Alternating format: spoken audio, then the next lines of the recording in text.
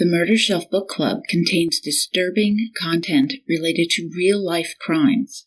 Listener discretion is advised. The morning lift has been canceled off due to weather, so you'll have to go back inside and wait. Amongst the groans, I felt a flutter of relief. Good, I said to myself. I didn't know why, and it felt too irrational to articulate to anyone else, but I had a terrible feeling about the jump. It was like a sixth sense. Something inside me was screaming not to do it. Victoria Cilliers, from her book, I Survived, a True Story.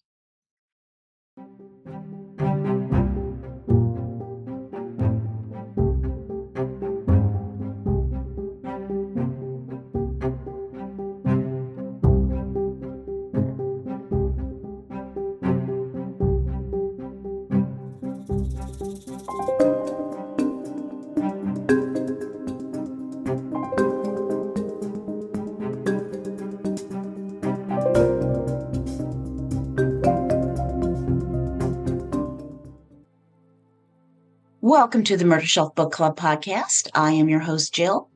This is episode 143, Falling, Part 2 on I Survived, a True Story by Victoria Cilliers. In Part 1, episode 142, we just clicked, which I highly recommend you listen to before Part 2, we met Victoria Cilliers, Vicky, who shared her story of growing up in Haddington, UK, joining the Royal Army Medical Corps as a physio or physical therapist, her deployment to Kosovo, her love for skydiving, and her first marriage that ended due to his infidelity. Now, Vicky has met and married Emile Cilliers, a South African who swept her off her feet with his love, attention, and devotion. They've welcomed their first child, April. But a concern has arisen over some odd withdrawals from their account, money going missing, and red letters indicating missed payments showing up in the mail.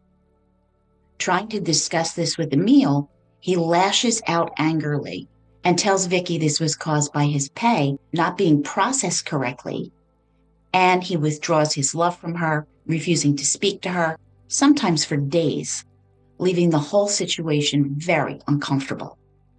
Vicky is uncertain what to do, rationalizing that all married couples have financial up and downs, that it just isn't worth getting into it, that their life is really nice since the only thing they argue about is money. Now, I also shared some critical insights on love bombing and gaslighting, which I believe are affecting Vicky in her relationship. Vicky wanted to trust her husband. Emile had been affectionate towards her and their daughter, so she tried to set aside her worries about their bank accounts and just focus on their lives together. However, she did have concerns about their house. It was an older one, and the yard had steep slopes and drops, which were definitely not child-friendly. Emile suggested moving, but Vicky wondered if they could afford it. After making an appointment with the bank to discuss their finances, it quickly and embarrassingly became obvious that Emile's money trouble was a blight, and the unpaid bills had caused Vicky's credit rating to drop badly as well. How has she ended up in this situation? Now Emile suggested using the inheritance that Vicky had received from her grandmother. However, Vicky still doubted the amount would cover the cost of a new house and was still in shock from the banker's frank assessment. Emile then proposed that she ask her brother Chris for a loan. Well, Vicky considered this, and when she asked, Chris happily agreed. They would pay him back each month instead of going through a bank. But their dad insisted that the deed would be in Vicky's name alone and that Emile and Vicky sign a post-nuptial agreement. This meant that if they divorced, they would leave the marriage with what each had contributed, favoring Vicky since the family was supporting the purchase of the house. And they found a new house with an enclosed garden for April to play in, conveniently located near a park. Vicky loved it, but she worried about the monthly repayments to Chris. Emile promised that he would cover the majority of the payment each month. And while Vicky wanted to believe him, she was haunted by their unpaid debts and feared Emile would never repay Chris, who had been so generous with them. Would Emile's unreliability create a significant rift in their family?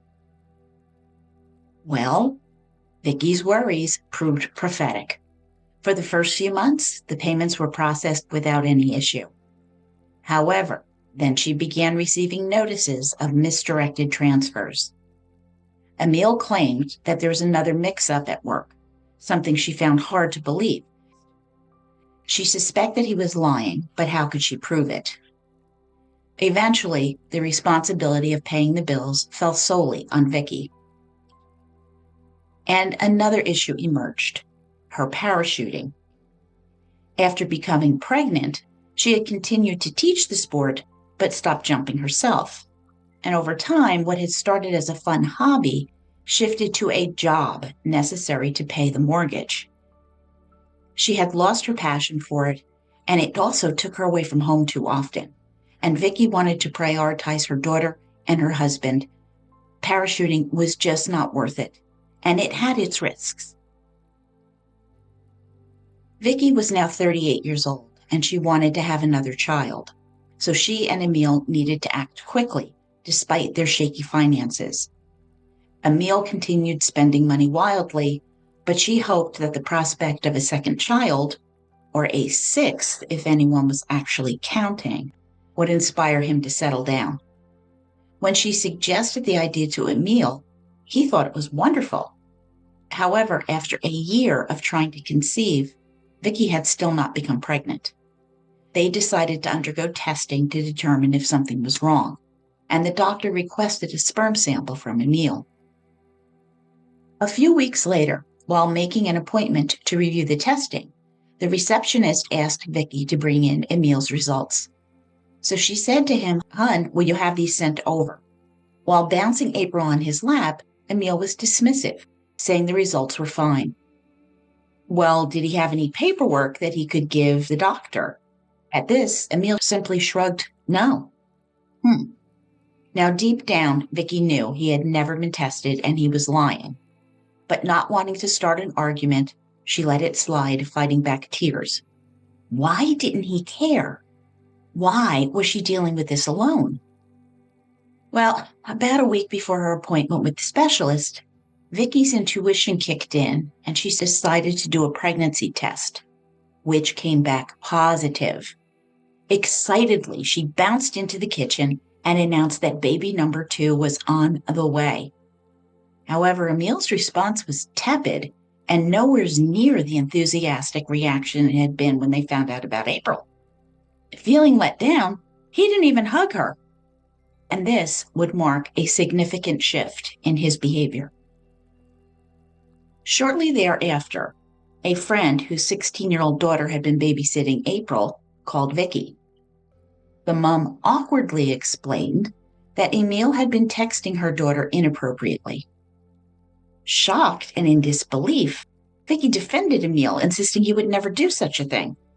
However, the screenshots were texted to Vicky, showing up one by one. Quote, "Do you have a boyfriend? You look really nice this evening." End quote. As Vicky read them, she felt sick, her hands shaking, the same response when she had found out that ex-husband Liam was cheating on her. Apologizing and feeling mortified, Vicky knew she had to confront Emile. He vehemently denied it, claiming that his phone must have been cloned or that his account had been hacked. She showed him the screenshots. Angry and growing aggressive, he shouted at her, quote, "How can you not believe me? Do you really think that little of me?" End quote. He was the victim here. He stormed out of the house, leaving a bewildered Vicky. Her thoughts rolled around and around in her head. Why would Emile flirt with a 16-year-old? He couldn't have done this, as her guilt overwhelmed her. She should have trusted him. The next morning, with April headed to the childminder and Vicky to work, she realized that Emile had taken her car. Getting into Emile's older car, she opened the glove compartment and the order for the sperm sample test fell out. Quote, "He never did see the GP about his fertility," I realized, letting my head fall in my hands. He had lied to me. End quote. But she never asked him about it. She was pregnant now, and it wasn't worth dredging it up. Then on the family computer, messages started popping up from a sex club. Asking Emile about this, he seemed surprised, but quickly composed himself, admitting that, yeah, he received them occasionally, because he used to go there with his ex-wife, Carly. Vicky knew he was lying. After receiving none, how could messages suddenly appear out of nowhere because he had been there years ago? Well, a week later, even more disturbing messages showed up. Quote, "I had a great time tonight," from an unknown woman, to which Emile responded, "Yeah, me too." End quote. Confronting the lying cheater, he denied it, condescendingly insisting his account was hacked. Shouting, he said, quote, "Don't put your own issues on me. Just because your ex-husband cheated on you doesn't mean you can be paranoid with me." End quote. And that hit home. Vicky began to wonder if he wasn't right. Was she being paranoid? He spent hours making dinners he thought that she would enjoy, then snuggling up to watch a movie together. He rarely went out or was even interested in going out. When did he actually have time for some sex club or another woman? Then Vicky found a receipt from a restaurant for 2 meals, one being a salad and white wine, which sounded distinctly female, and he denied the receipt was his. Determined to catch him in a lie, when Emile went out to buy some carpet cleaner after April had an accident on the rug, when he returned, Vicky compared the dinner club receipt with the carpet cleaner receipt, and the credit card numbers matched. Emile flew off the handle, cutting her off. Quote, "Wow, Vicky, I think you're losing it. Now you're checking my receipts?" End quote. She insisted she wasn't losing her mind, but he wouldn't let her speak, blaming her behavior on insecurity stemming from her ex, and he called her crazy. Framed that way, it sounded absurd to her, and her self-doubt deepened, and she ended up apologizing for offending him. Oh boy. Her pregnancy was progressing, though Emile never accompanied her to her doctor's appointments. He insisted that he couldn't take time off work for something like a scan. Vicky was exhausted, balancing a full-time job and all the childcare responsibilities. All of the preparation for the baby fell to her as well, and she was haunted by the constant fear of hemorrhaging again, as she had when pregnant with April. And their financial troubles persisted. The small amounts that were being withdrawn from their savings started increasing. When she asked him about it, Emile always had an excuse, claiming it was a mix-up or a mistake. It was never his fault. Then 100 pounds disappeared, and Vicky found herself hoping Emile would take care of it, but he never did. Despite earning more than Vicky, he left her to handle all their bills and expenses. And she was fearful of losing him, wondering how she would manage with a baby and a toddler on her own. She couldn't see that she already was.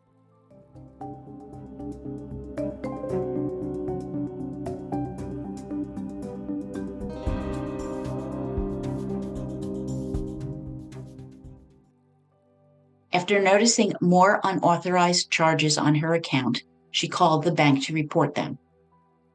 Now she waited for her new card to arrive, but it never showed up. And meanwhile, the money continued to be withdrawn from her account. Emile suggested that someone had intercepted her new card, and he was right. Later, going through some paperwork, she discovered the stolen card hidden among Emile's documents. More lies. In response, she changed her passwords and closed her online banking, but Emile still managed to siphon off money from her account. She felt desperate to protect herself and the children from his reckless spending, seething with frustration. They could not continue like this, but she was scared. With a toddler and a new baby on the way, she worried that ending the relationship would mean losing any support. She was truly in a difficult situation, and his manipulations were taking a heavy toll on her. Next, he began spending more and more time away from home, volunteering for weekend duties. Oh, yeah, right, I believe that. And signing up for competitive skydiving. On the British Skydiving National's Facebook page, Emile was seen cozying up with various attractive women, clearly drunk. And Vicky wanted to die. These people knew them both. When he was away, he never called. And when he did call, he needed her to pick him up because his car had been impounded. Apparently, shocker, the insurance had lapsed. Oops. But she still went and picked him up and even paid the insurance bill. One night, they were out with friends, and their phones were sitting around on the table when a notification pinged. The group laughed, realizing that someone had a Tinder match, and it was Emile's phone. Vicky felt her face turn beet red. Not again, she pleaded. Please, not again, she thought. At home, she downloaded Tinder to see if her husband had an account, and Emile accused her of not trusting him. Well, damn right, you lying piece of crap. She asked him why he was on Tinder. It was innocent. Quote, "My mates stuck it on me for a laugh," he sighed, exasperated with her. "You just have issues," he added, blaming my suspicions on the infidelity in my first marriage. And his comment stung. End quote. He announced that he would be going away for the weekend on a work-related ski trip. Well, the fact was, there were indeed a lot of trainings scheduled for November and December. And Vicky, who was very pregnant, certainly couldn't ski. But he suggested that she come for a few days, likely knowing that they had no babysitter for April. And Vicky felt low. She would be alone and was still fearful that something could go wrong with the pregnancy. Just lost, she had fallen in love with a man who was very different from who Emile was now. She longed for him to choose his family over skiing and to stay and reassure her. But he left, and his texts were cold and distant. She did a lot of crying, uncertain about why this was happening. And if he did call, he would call wanting to speak to April and not to her. Oh, unless it was to engage in sexting. The reality was that Emile was hopeless with money. With childbirth approaching, Vicky wanted peace of mind knowing that if something were to happen to her, the children would be taken care of. In December, she updated her will to divide her estate between their kids. Emile, who would receive housing and support from the Army and had a stable job, he should be financially secure. Home just 2 days before Christmas, Emile was dismissive of Vicky, and he was glued to his phone, ignoring her attempts to have a conversation. His clothes reeked of smoke, yet he flatly denied smoking. And later, Vicky discovered a pack of cigarettes in his coat pocket. Her husband was a liar. He had time off for the Christmas break, and Vicky hoped that they would reconnect without distractions. They went to her stepsister's place for the holiday, and Emile remained buried in his phone, ignoring his in-laws.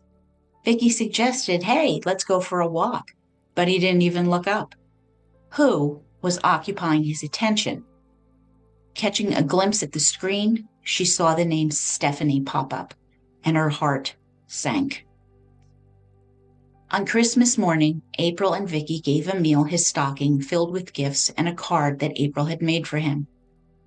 Emile's expression fell when he realized he had no gift for his wife. He had ordered a few things, but they hadn't arrived. Vicky knew these were more lies. As everyone opened their presents, Vicky sat there, humiliated and empty-handed. Her husband hadn't even gotten her a card. It was one of the worst days of her life, and it only got worse when Emile casually announced that he would be going away for a few weeks over New Year's. He said it was work, specifically to run a course in Germany. But Vicky knew that no one works over New Year's, not even the reserves. He claimed this would also go towards him getting his British passport. Suspicious, Vicky sensed that something was off, but being 7 months pregnant made her sick thinking about this.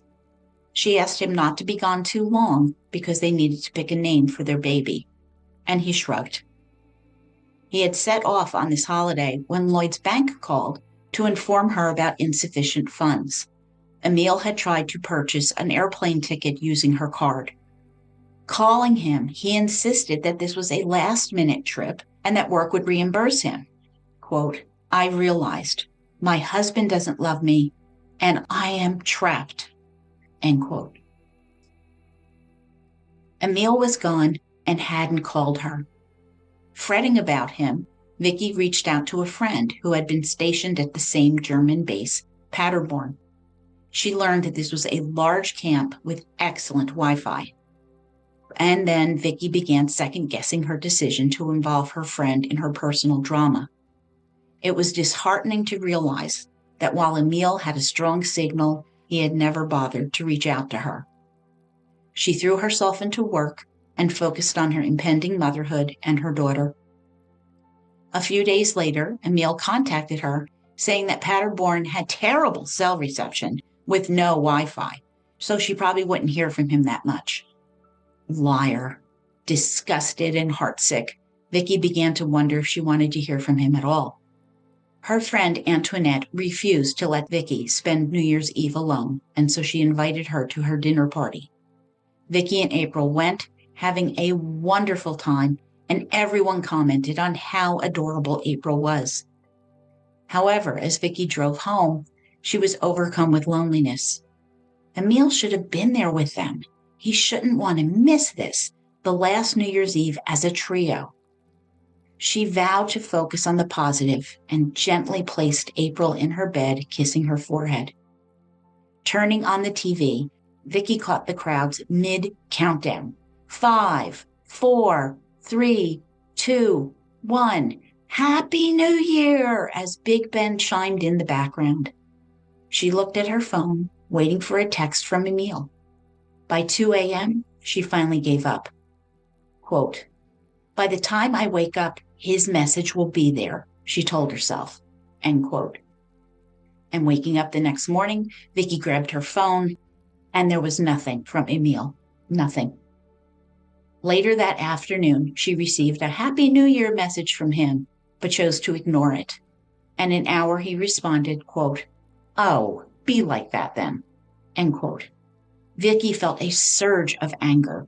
She wasn't naive. She suspected he was up to something, but she couldn't pinpoint what it was. Was he with that Stephanie? And the thought left her feeling devastated. And sharing her concern with her friends was tough. When they came over, Emile positioned himself among them, even when he wasn't part of the conversation. One of the women jokingly commented, quote, "Can't you get rid of your husband? How can we have a good gossip with a man in the room?" End quote. Vicky was afraid of being completely honest about her marriage, concerned that her friends would urge her to leave him. She questioned how would she manage on her own if that happened. And Emile was also cagey.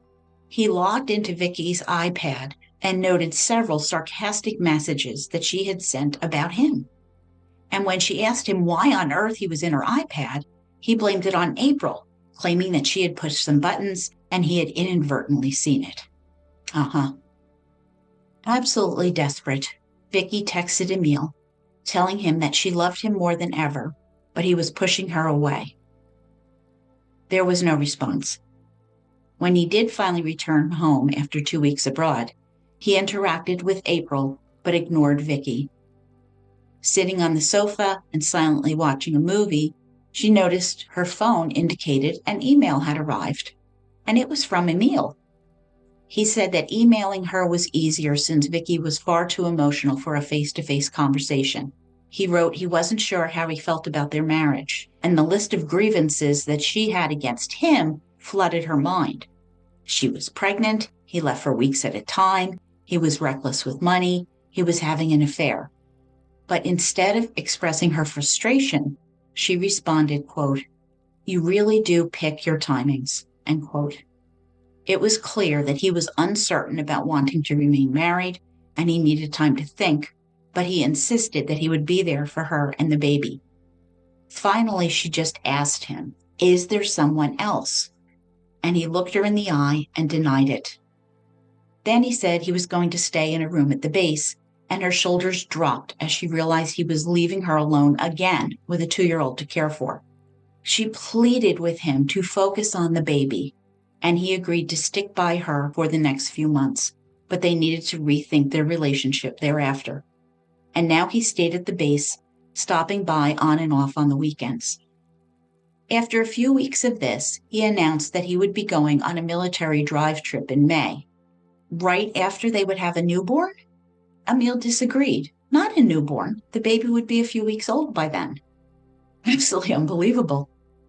While using the family computer, Vicky discovered emails that he had sent to the instructor inquiring about the accommodations for the trip as he was bringing his girlfriend along, a dagger to Vicky's heart. She also found searches for sex and fetish clubs in their area, as well as locations he had recently visited. Furthermore, she saw that he had arranged to have dance lessons on Valentine's Day, a day when he left Vicky home alone with April. Brokenhearted, feeling so low, Vicky vowed to get through this pregnancy. The well-being of her unborn child was her top priority. Vicky no longer recognized herself. The competent veteran, the expert parachutist who had once exuded confidence, now no longer spoke up for herself and was filled with doubt. She couldn't believe she was putting up with such toxic behavior. She had no confidence. She doubted that she could look after herself and her children. The constant lying made her feel weak and grasping. His infidelities made her feel worthless. Whenever she questioned his actions, he twisted the situation so she felt it was her fault. How could she have chosen 2 cheating husbands? What was wrong with her?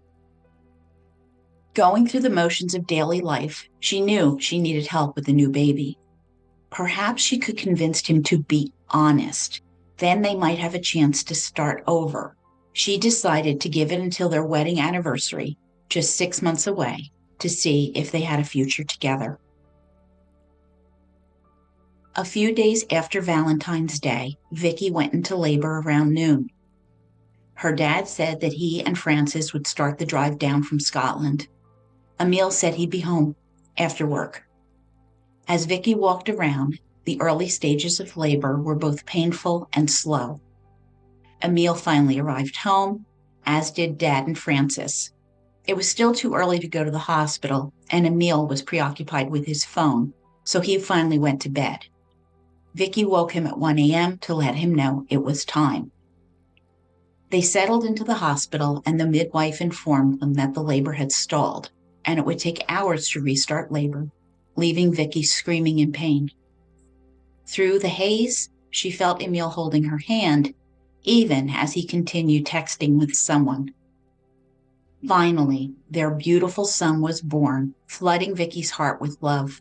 Emile stood over in the corner, totally indifferent. She asked him if he wanted to hold the baby.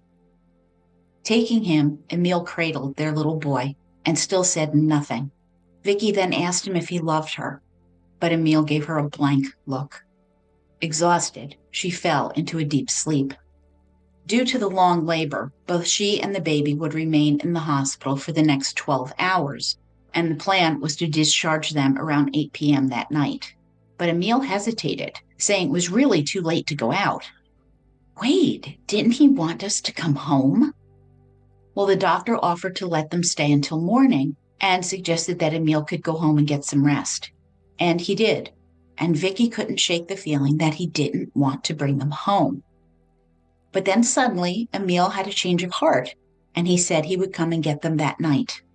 And this was the first positive thing he had said in months, and Vicky felt a glimmer of hope. That night, April stayed up and was introduced to her little brother, whom Vicky named Ben. Her face beamed with joy as she cuddled him, and when the grandparents took photos, Emile put his arm around Vicky, And the next few days were actually perfect. Dad and Frances helped out around the house, and Emile's mood improved. However, once her parents left, he reverted to being silent and distant again. When the midwife came for a postnatal visit, Vicky burst into tears.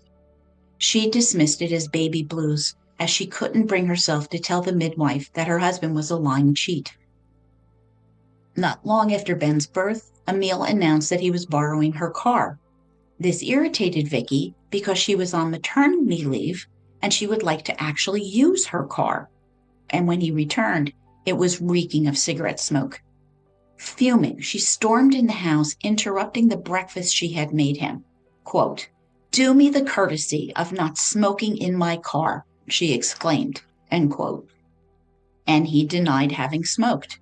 And ignoring him, she said, quote, "It's not good for me or the children, and I don't want a car that stinks of smoke."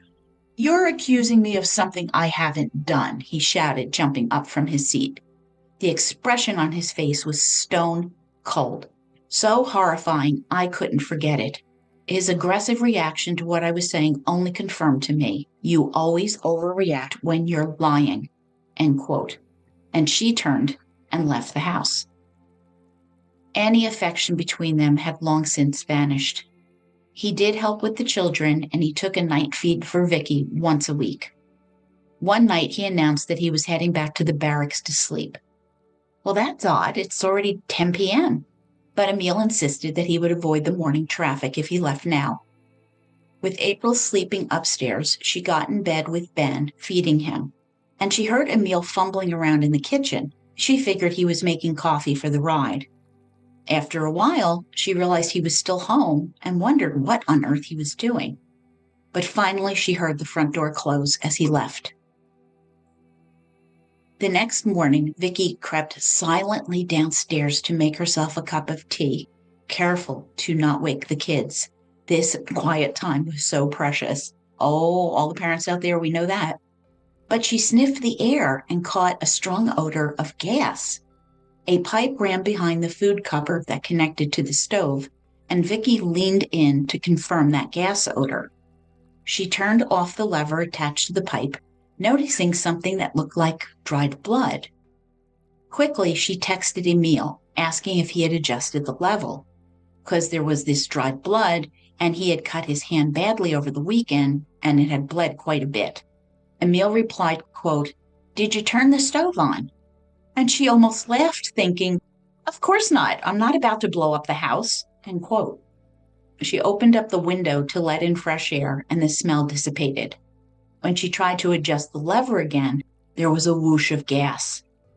Alarmed now, she called the repairman, and he arrived and noted that a bolt had become loose. Tightening it, he declared that everything was fixed. Then Vicky recalled reading a magazine article about a husband who tried to kill his wife. On a whim, she teased Emile, texting, quote, "Are you trying to kill me?" End quote. To her surprise, he responded defensively, chiding her for even thinking that. Well, Vicky replied that she was just joking because, there was blood on the handle and she had read this article. But she went back to her busy day with the children. She couldn't shake the thought of why Emile had reacted so strongly. How could he possibly think she was serious? Well, if Emile believed that he was being discreet, he was mistaken. Vicky confronted him once again with evidence of his cheating, and his aggressive outbursts were becoming more frequent, further convincing Vicky that he was lying. The mood in the house fluctuated depending on how Emile was feeling that day. On good days, Emile played with April, creating a warm atmosphere filled with children's laughter. On bad days, he would stomp around the house, rage, and completely ignore Vicky. And during those times, she would avoid any room that he was in. One chilly March morning at 3 a.m., questions swirled in her mind.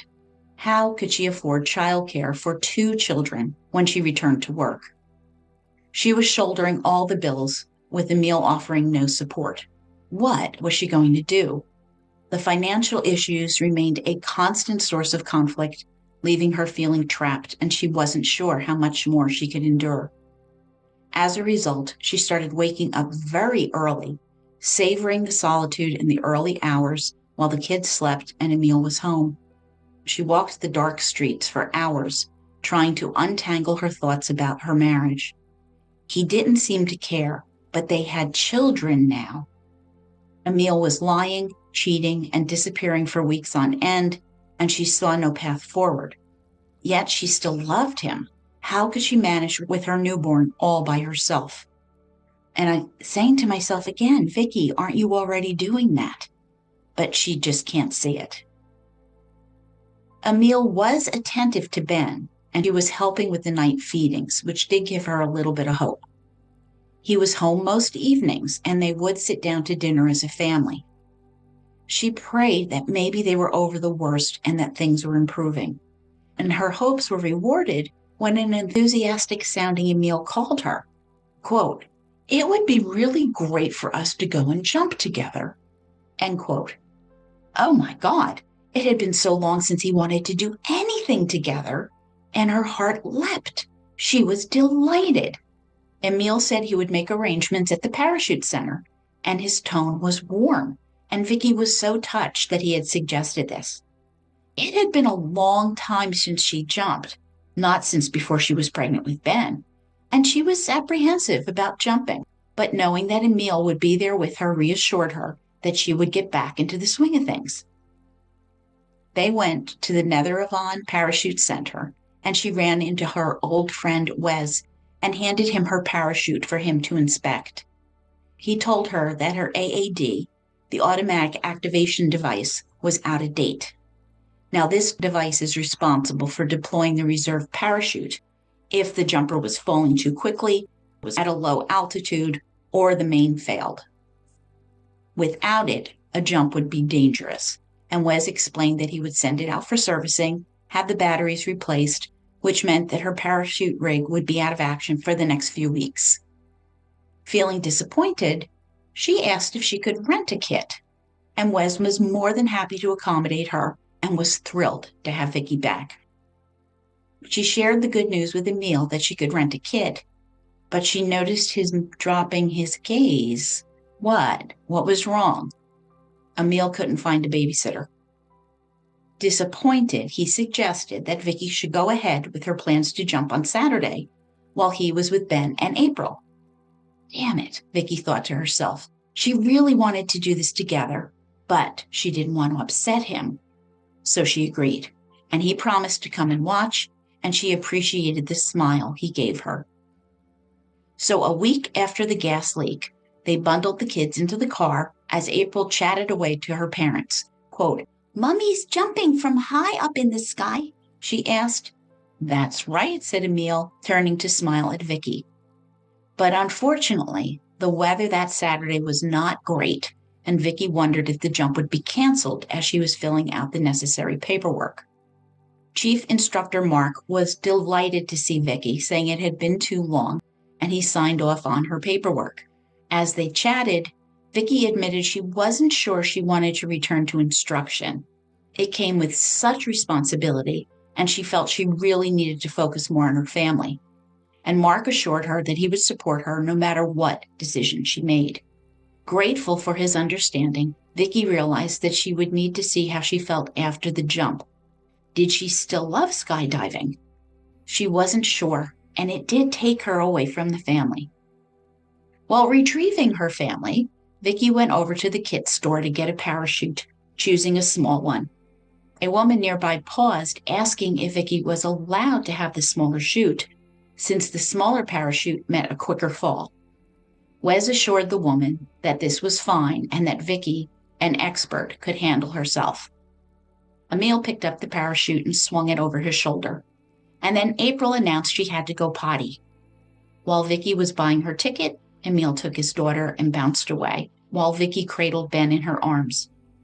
To her surprise, Vicky realized she knew very few people at the parachute center. So much had changed since her last jump. Then she wondered what was taking them so long as she headed towards the restrooms. Now, there was one main door that led to 3 others, one for women, one for men, and a shower room. Upon opening the first door, she saw April happily chatting away with Emile, and smiling, she returned back to the reception area. Still waiting, Vicky saw that the weather had turned worse and the jump was canceled. With April in tow, they took 5, maybe 10 minutes for the potty run. Emile suggested that Vicky just stow the kit in her locker and use it when the weather cleared. Well, that was odd because that wasn't the procedure. She should just turn it in and get one when she was ready. But again, she wanted to agree with Emile, and the kids were getting more restless and now hungry. So following his suggestion, she tucked the kit into her locker. She planned to come back the next day to complete the jump, and she also had a birthday party to attend that afternoon. So if she didn't make it back, she could always just return the kit later. At home, the kids were fed, with Emile bathing April, while Vicky settled Ben in for the night. And she pleaded with her little son, "Please sleep tonight, please." Afterward, she plopped down next to Emile on the sofa, and he asked her what she wanted to watch, placing his hand affectionately on her leg. She nearly fell off the sofa in shock. Wow, things were really looking up. Vicky was happily enjoying the cozy atmosphere in her home for the first time in a long while, and it felt like maybe she could have her perfect family. And then Ben's wail woke her in the wee hours of the night as she tried to settle him down. She knew she was going to be exhausted. Should she just cancel the jump for Sunday? Was this a sign? And she was correct. By sunrise, she had finally gotten Ben down to sleep. And when she came downstairs, Emile was enjoying a cup of tea. It was Easter Sunday, April 5th, 2015. After hearing about Ben's tough night and Vicky's doubts, he suggested, well, go now and jump while Ben's asleep. He would stay with the kids, and that would give her plenty of time to prepare for the party later.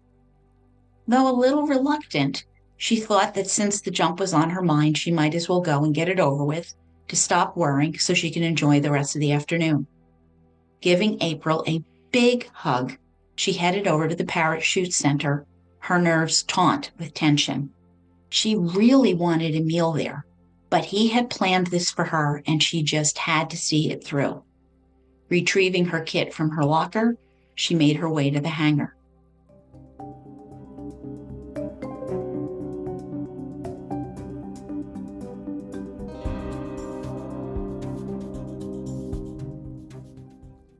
After waiting just 10 minutes, she joined the other jumpers in the plane, where they were all checked and given the green light, good to go, with thumbs up. Vicky took her place in the queue, but soon they were instructed to stand down. Gray skies had become too ominous. Good, Vicky thought. She had a bad feeling about this jump, maybe a premonition.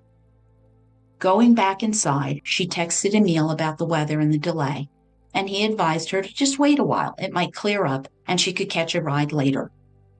Now, this is also a rare moment, being out without a toddler, so she decided to enjoy it and live in the moment. She learned that Ben had already consumed the milk she had expressed, and her engorged breasts needed some relief, so Vicky headed to the shower area to express more. And Ben would need this later that night when she went to the party. She was genuinely amazed at how supportive Emile had been, especially knowing that she was nervous. Quote, "He seems to really care about this," I thought, seeing how much of an interest Emile was taking. "And I can't give up now. I knew that if I didn't jump now, it could be months before I'd get another chance." End quote. And then the call came. They were going to do a hop and pop, a low-level lift. The plane would only be flying up to the cloud base, reaching 5,000 feet at the most. Grabbing her kit, she boarded the plane, but a wave of regret washed over her as she sat down. I don't want to be here, she realized, wishing she could just stand and run out of the plane. She couldn't figure out why, but everything felt wrong, and that nagging feeling of sixth sense crept back in her mind. I shouldn't be here. With her eyes welling up in tears, she slid the helmet over her head so no one would see. She began to shake and closed her eyes in fear of vomiting, and she chastised herself. She was an experienced jumper. Stop this. But the dread would not ease. She thought about her children, especially 5-week-old Ben, home waiting for her. And today was her first day apart from him, so that must be it. All right, let's jump and get it over with so I can go home.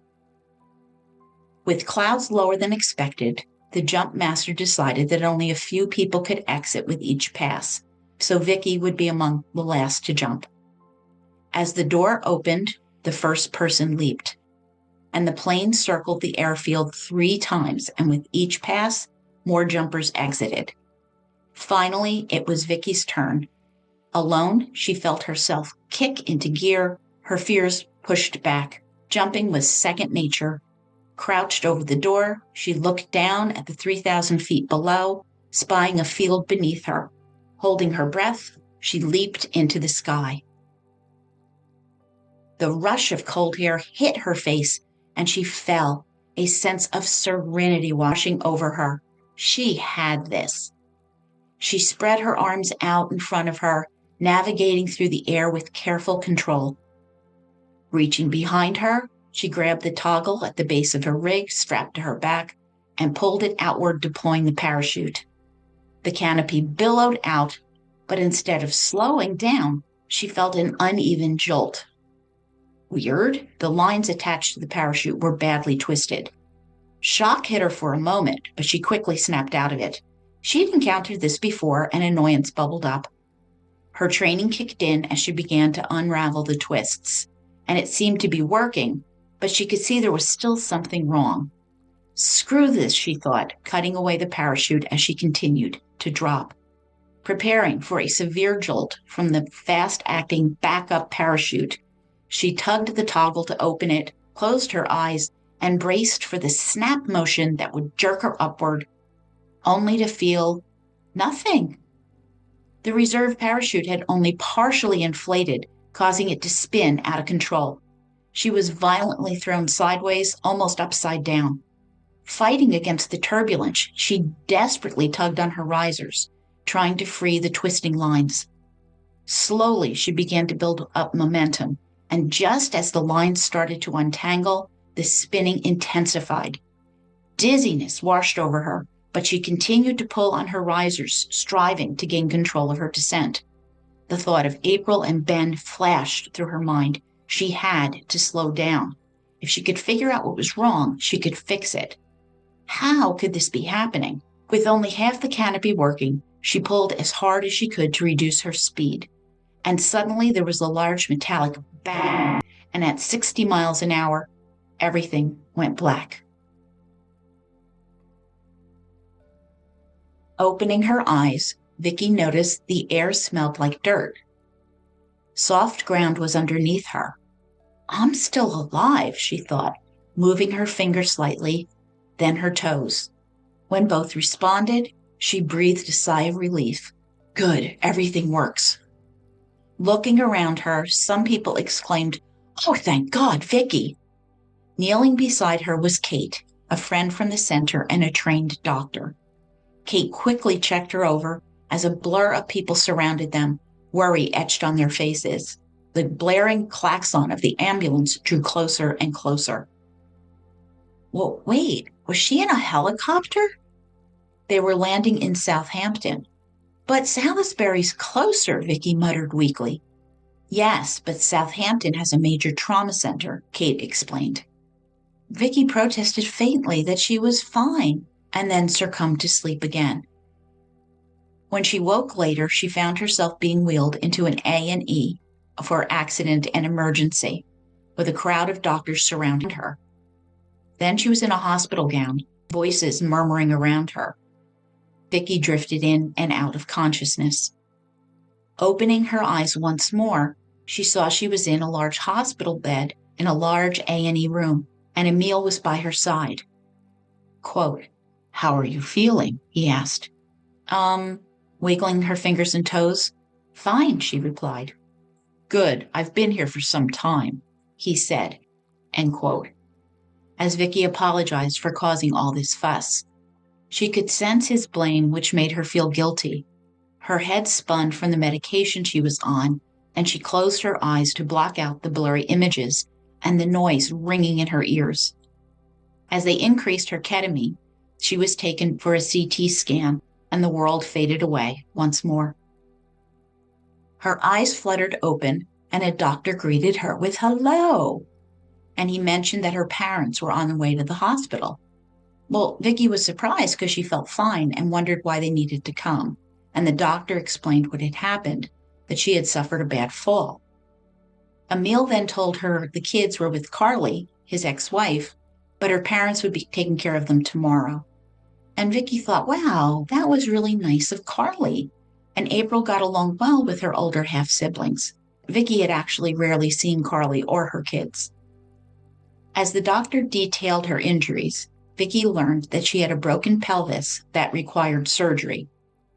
When they adjusted her pelvis binder, she experienced a vicious stab of pain, screaming in agony, and it felt like she was being ripped in half. Glancing at Emile, she noticed he was engrossed in his phone. Later, it would be revealed that he was texting with his girlfriend. When the police asked him why he was on his phone, while Vicky, who had nearly died, was in such bad shape, he shrugged it off, claiming that she was out of it and she didn't know. It was a disturbing display of indifference, with psychopathy rearing its head.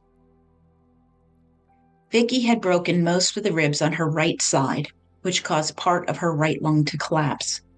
There was also the possibility that her bladder was damaged. As she gasped in disbelief, she found it hard to accept just how badly injured she really was, and the doctor said she was lucky to be alive. He mentioned she might have spinal fractures, so they had initiated full spinal care to protect her spinal cord. She blinked in shock. She had nearly died. She had come close to losing everything, including her life. She had almost left her children without a mother. Oh my God. Moving her to the ward was torturous. The extreme pain she experienced while getting on and off the gurney and into the bed was horrific. She let out involuntary animalistic screeches from the agony. The doctor assured her the worst was over, even as she noticed Emile's constant texting, which embarrassed Vicky with his apparent lack of interest. The BBC would report that while Vicky was in intensive care, Emile presented critical injury insurance forms for the doctor to sign. Vicky said, quote, "He didn't even say he loved me. He was there counting up my fractures. You get £1,000 for each break, and he was there totaling them up." End quote. Dad and Frances arrived, tears streaming down their faces when they saw how badly injured Vicky was. They had to deal with Emile, and the tension among the three of them was palatable. But despite their fears, they put on brave faces and pressed onward. The surgery on Vicky's pelvis lasted 3 hours, and her recovery began in earnest. She longed to see her children, but they were too young given the risk of nasty infections common in hospitals, especially the ICU. Emile managed to FaceTime with April, which provided some comfort. However, Ben had already changed since the last time she saw him, which broke her heart. Emile had come home from work to relieve Dad and Frances of their childcare duties, and then they would immediately head to the hospital. Vicky kept telling herself that Emile needed to be with the kids during this time.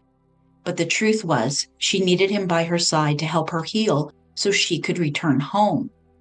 The nursing staff informed him that he could visit her anytime, regardless of the visiting hours, but he never took them up on it. Friends would comment that if their wives were in her position, they would be there as much as possible, and Vicky couldn't deny that they were right. His attitude towards her didn't make sense. People do cope with things in different ways, but that felt far too generous. He was just being a selfish jerk again.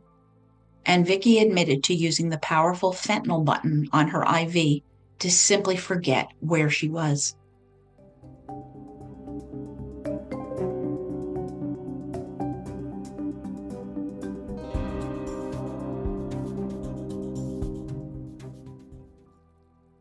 All right, so let's recap a minute.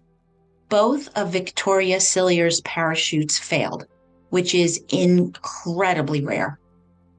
According to data from the United States Parachute Association, in 2022, there were 3.9 million jumps, with 20 recorded as fatal skydiving accidents.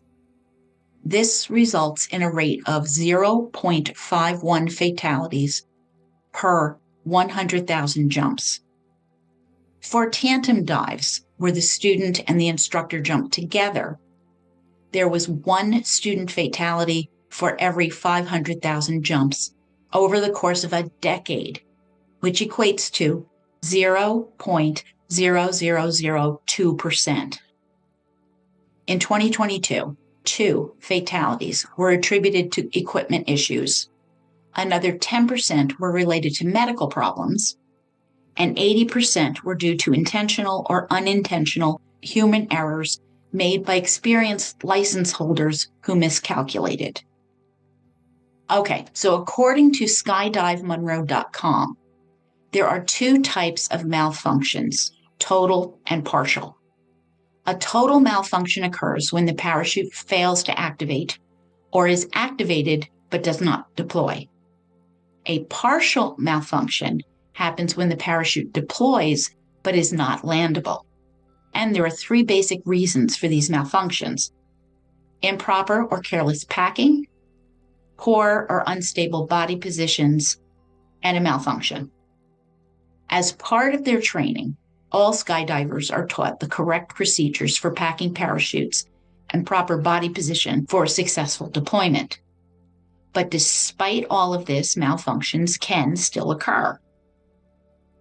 Now, a skydiving rig resembles a backpack, and it contains 2 parachutes, the main parachute and the reserve parachute, which serves as the backup. The reserve parachute is only used if the main parachute malfunctions. Only FAA-certified professional parachute riggers are authorized to pack the reserve chute. Additionally, reserve parachutes must be repacked every 180 days, regardless of whether they have been used or not. And we saw that when Vicky was going to go jump, her parachute needed to be processed, new batteries and all of this, and that's why she had to rent a rig. Every skydiver is taught how to recognize a safe landing canopy. They look, they ask themselves, is the canopy inflated? Is it open? Is it fully inflated? Is it rectangular in shape? Is it maneuverable with toggles? If the answer to any of those questions is no, it indicates that the main parachute has malfunctioned and emergency procedures are initiated. So what do? There's a parachute malfunction. You cut away the failed main parachute and you deploy the backup reserve. This process must occur at a minimum altitude of 2,500 feet or 762 meters for students and A license holders, and no lower than 1,800 feet or 549 meters for B and D licensed skydivers. So you have a little bit more leeway there as an experienced skydiver. The likelihood of both the main and reserve parachute failing is extremely low. Reserve parachutes are packed with great care, making their failure almost non-existent. Additionally, if a skydiver becomes unconscious, the AAD, the automatic activation device, will automatically deploy the reserve parachute. So it's important to be aware of that. Okay, continuing Vicky's story. Medically, Vicky's team was concerned about the burst fracture of her T8 vertebrae, in addition to 3 broken lumbar vertebrae. The condition was potentially unstable, and she was facing the prospect of spending 3 months in the hospital. Vicky was devastated. There is no way she could endure that length of time away from her life and kids. The alternative was surgery, but the medical team did not recommend it. Despite this, Vicky was insistent that she wanted the surgery, and the doctor agreed to reassess her situation. A few days later, Emile informed her that the doctor was still opposed to the surgery, which infuriated Vicky. The doctor had spoken to Emile, but not her. Vicky was the one with medical training, not Emile, and it was her body at stake, and she demanded a second opinion. Good for her, speaking up for herself. The second spinal surgeon explained that they needed to determine if her spine was stable. To do this, they would need to get her upright in a brace and conduct weight-bearing x-rays. They needed to assess whether the vertebrae were pressing down, which would indicate instability, or if they remained in place, suggesting stability. If the vertebrae were pressing down, he could surgically stabilize them. The doctor's manner was engaging and professional, and he took her concerns seriously, and Vicky agreed to proceed with the plan. First, however, they needed to get her off the fentanyl, so Vicky requested that the nurse remove the fentanyl pump and switch to oral pain management. The physical therapist then began to help Vicky get into the brace, which felt like a strange juxtaposition for her, the physio being assisted. As she sat up, she felt awful. Her head was spinning, and her body had grown accustomed to lying down. She lasted less than 2 minutes in that position. But determined to get this x-ray, Vicky pushed herself. As a physiotherapist, she kept her joints moving, practiced hip movements, and focused on her breathing.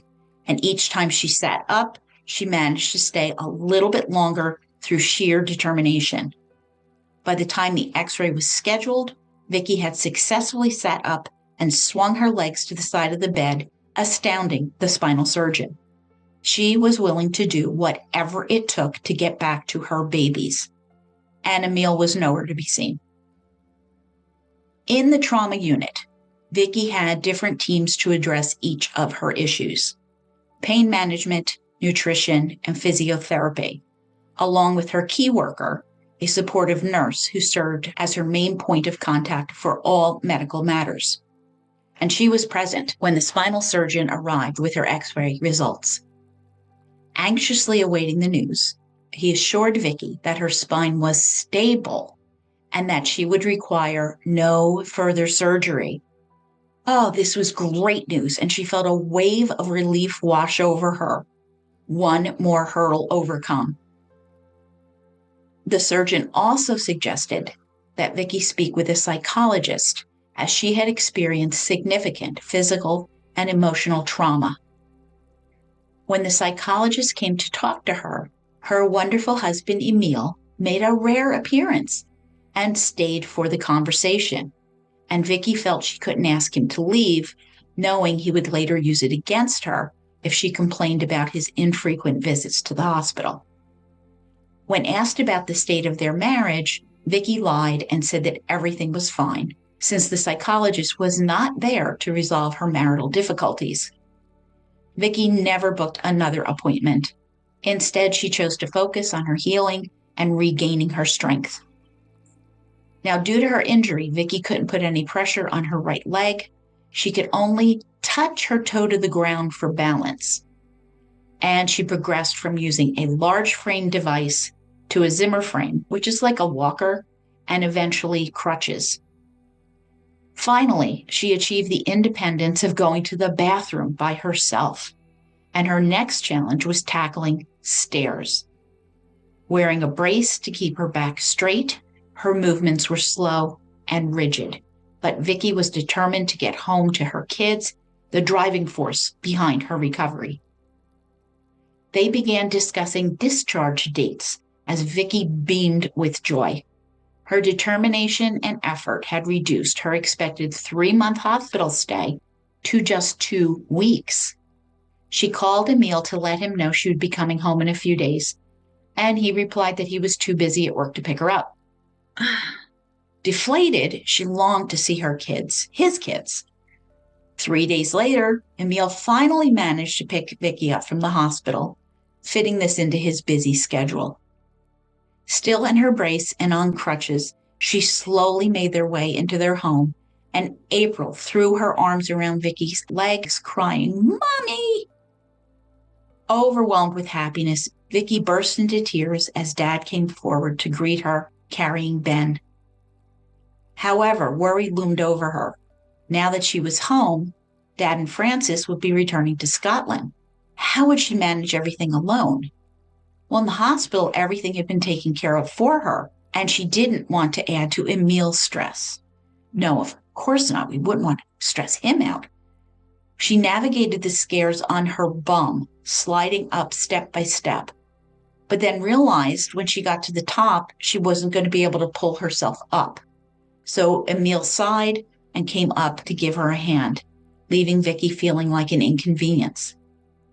I hope you are as annoyed with him as I am. Now, Vicky would help with the kids by giving her 2-month-old son his nightly bottle, needing to stand while cradling him. But Emile was in a bad mood because he had to get up and get that bottle from the kitchen. He took Ben from her and told her to just go back to sleep since he was already awake, and Vicky felt completely worthless. However, things did improve after a few days of practice, and Emile's mood brightened when Dad and Francis left. Then a call came from the British Parachute Association requesting a visit.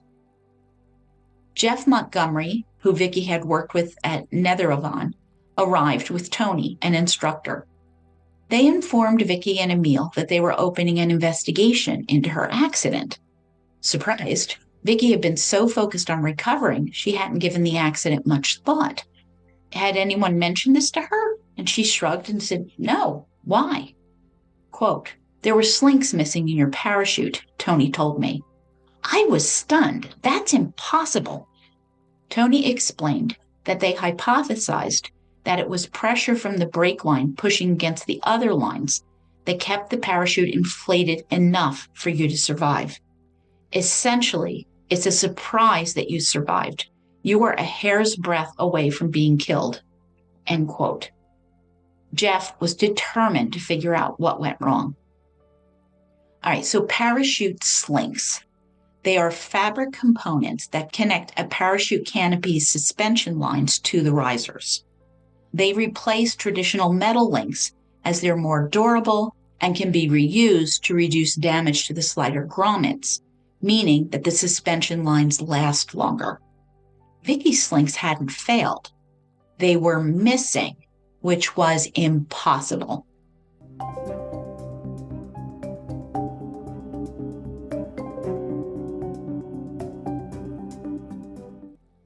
A few days later, Vicky's friend Alex called to inform her that the chief instructor and everyone else at the parachute center were deeply concerned about the recent accident. They suspected that it may not have been an accident at all, and Vicky's jaw dropped at the news. They planned to report it to the police for a thorough investigation, but they needed Vicky's permission first. Vicky hesitated. She worried that Emile would blame her if the situation escalated, so she wanted to discuss it with him first. After filling Emile in on the situation, he came over to her, wrapped his arm affectionately around her shoulders, and encouraged her to go ahead with the report. Quote, "Even if it turns out to be nothing, putting everyone at the parachute center's minds at rest will be a good thing." End quote. Vicky then called Alex to share their decision to inform the police. Learning there would be an investigation, Alex was relieved and assured her that they would report it right away. And this marks the point where the police become involved in the case. It turns out another friend of Vicky's had already contacted law enforcement, telling them that the Cilliers' marriage was not as perfect as it appeared from the outside, specifically that there were strains and financial problems. Constable Maddie Hanna realized that she would need to speak with both Victoria and Emile Cilliers. The thought that the fall might not have been an accident began to resonate in Vicky's mind. Could it be foul play? Was the parachute tampered with? It was a terrifying idea, but Vicky struggled to believe it. It seemed like just a freak accident. Perhaps someone had a grievance with the parachute center. Over the next 2 weeks, Vicky heard nothing more, leading her to assume that the police found no evidence of foul play.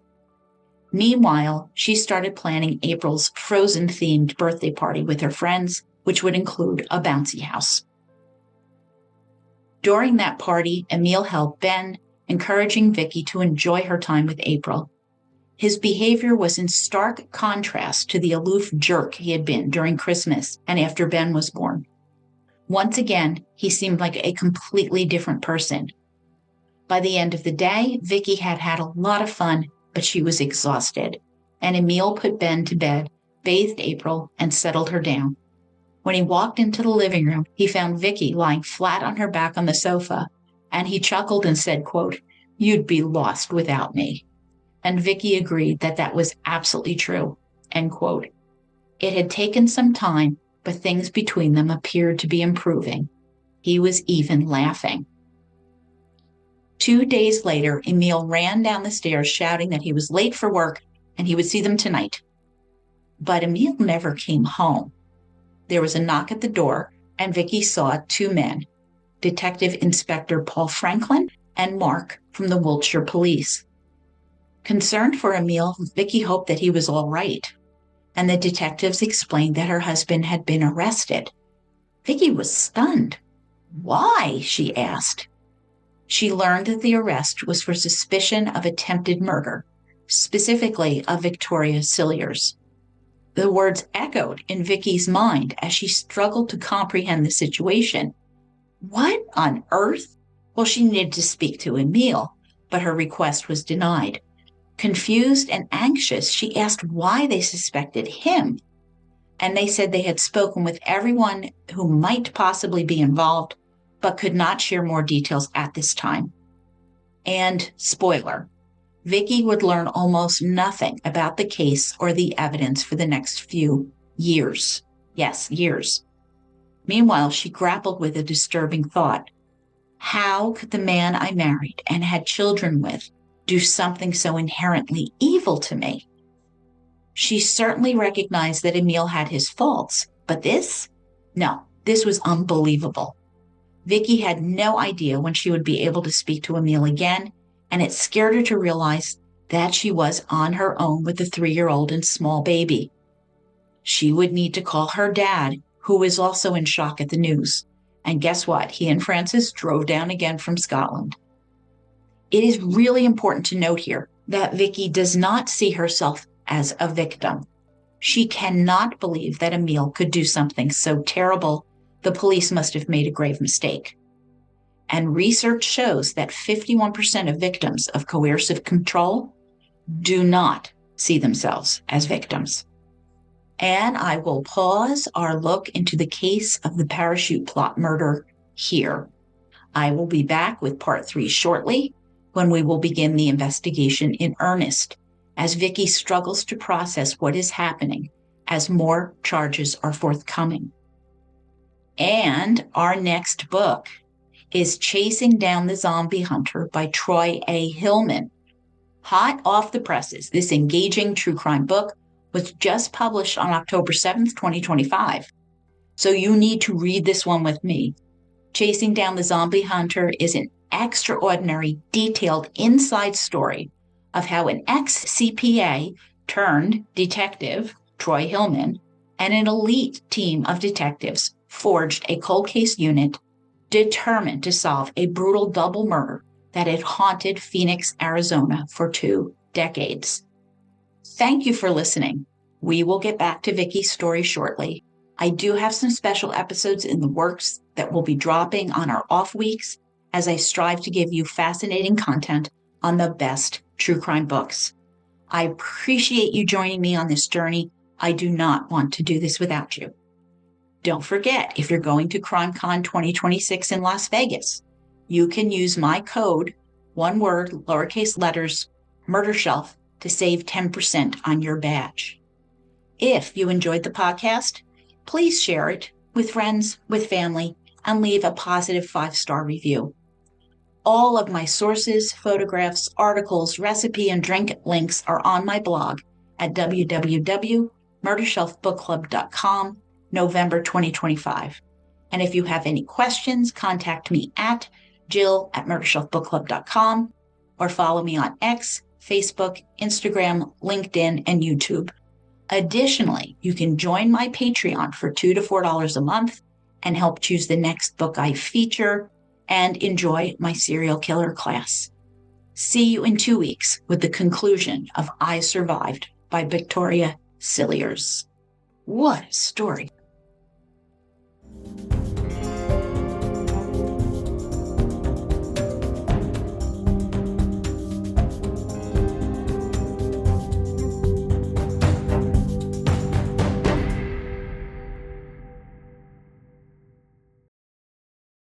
Written and produced by Jill, all rights reserved.